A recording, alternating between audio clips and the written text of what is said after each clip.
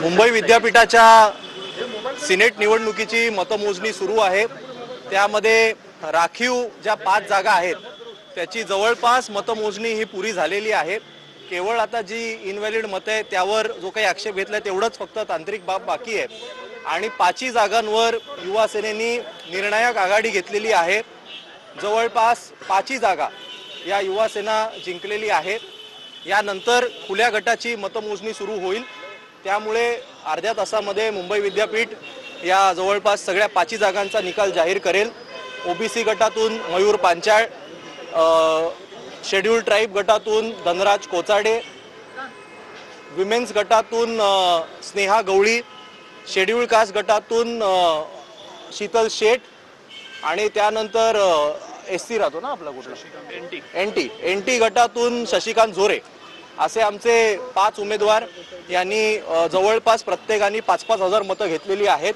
कोणाची 50-100 मतं पुढे मागेत आणि आमच्या समोर प्रमुख प्रतिस्पर्धी असलेले आबा विप यांच्या उमेदवारांनी 800 ते 1000 एवढी मतं घेतलेली आहेत। म्हणजे या प्रत्येक कॅटेगरीमध्ये जवळपास 4000ची निर्णायक आघाडी घेऊन युवा सेनेचे 5 उमेदवार हे आतापर्यंत विजयी झालेले आहेत।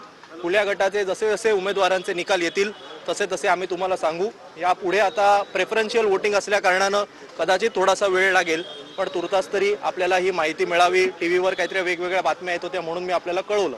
युवा सेनेचा शिवसेना भोईर यांच्या विरुद्ध अखिल भारतीय विद्यार्थी परिषद कोर्टात गेलेली आहे। नाही, काही झालं की रडीचा डाव हा कुठेतरी सरकार भाजप अभाविपय करण्याचा प्रयत्न करते आणि काल सुद्धा ते माननीय उच्च न्यायालयामध्ये गेले आणि सांगितलं की निकालाला स्थगिती द्या। उच्च न्यायालयाने ते फेटाळून लावलं। आज सुद्धा काहीतरी एक थातूरमातूर केस बनवून परत एकदा आमच्या एका उमेदवाराच्या विरोधात गेलेले, पण कोर्टाने सांगितलंय की अजिबात अर्जंट मॅटर नाही आणि त्यामुळे आजपासून 2 आठवड्यानंतर त्या केसला तारीख दिलेली आहे। त्यामुळे आजचा निकाल हा व्यवस्थित विद्यापीठ जाहीर करेल। आम्हाला अशी अपेक्षा आहे की विद्यापीठाने भरपूर मोठी टीम लावली आहे, त्याच्यामुळे पटकन मतमोजणी होते। आम्हाला अशी आशा आहे, अपेक्षा आहे की खुल्या गटाच्या ज्या 5 जागा आहेत त्याचे निकाल सुद्धा लवकरच येतील आणि जसे जसे येतील तसे तसे तुमच्या मार्फत आम्ही सगळ्यांना अपडेट करू।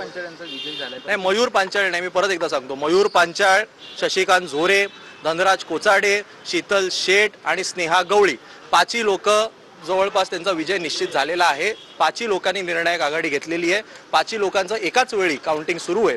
त्यामुळे तुम्ही या 5 लोकांबद्दलचा आम्हाला आता निकाल जवळपास स्पष्ट आहे।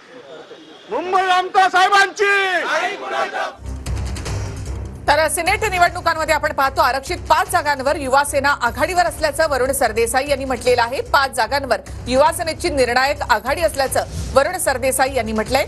तर ओबीसी प्रवर्गामधून युवा सेनेचे मयूर पांचाळ हे विजयी झालेले आहेत।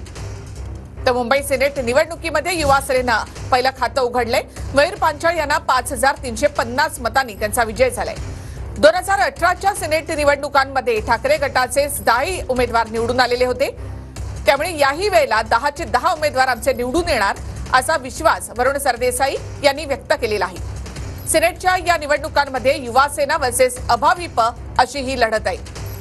प्रत्यक्ष पक्ष जरी यामध्ये उतरत नसले तरी पक्षांच्या संघटना यामध्ये असतात। यामध्ये आहे ठाकरेंची युवा सेना आणि भाजप अभाविप।